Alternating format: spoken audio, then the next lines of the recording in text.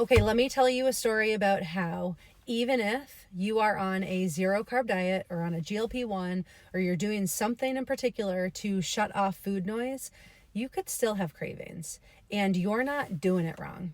Cravings can come back even when you are fat adapted, which means that your body is running off of fat and it's not actually looking for that next sugar source. So, thus, cravings shouldn't be a problem for you.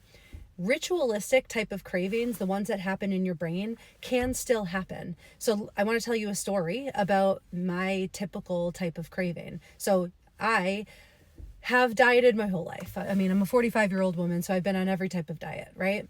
And in my 20s and 30s, what would happen is prior to vacation, I would be having low calorie days. I wanted to go on vacation feeling snatched and not bloated. So I would go into vacation, I'd be feeling really good. Obviously on vacation, I'd, have some alcoholic beverages, but I still would eat really pretty well with my food until the end of vacation. When I was done being in a bathing suit, when I was ready to travel home, travel day used to always be it for me. I would be tired. I would be just at the end of my willpower, and I just wouldn't be able to hold it back anymore. And I would get chips, I would get candy, and I would just kind of like binge on whatever on the way home.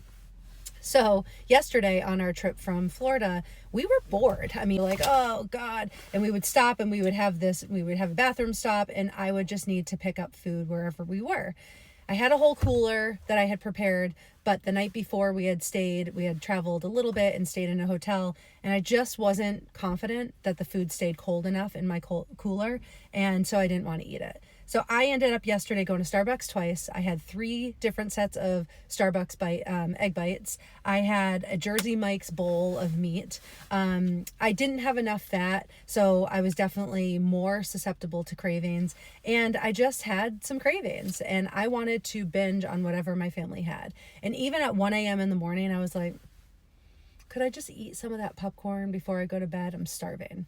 I didn't eat anything. I just had a couple glasses of water, and then I went to bed. This morning I had 4 eggs, tons of bacon.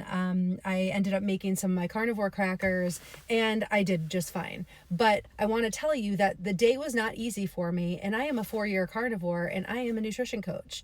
And so I have this down, right? And I'm also an addict, a food addict, and I'm in a really great treatment program.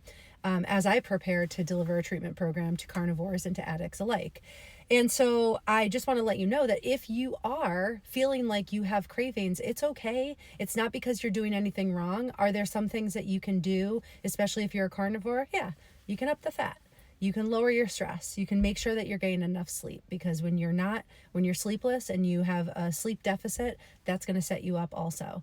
So we can shut off the physiological cravings by the way that we eat, by not having any sugar, but that does not mean that cravings don't happen. You are not broken if cravings happen. So this is just my little pep talk for you today.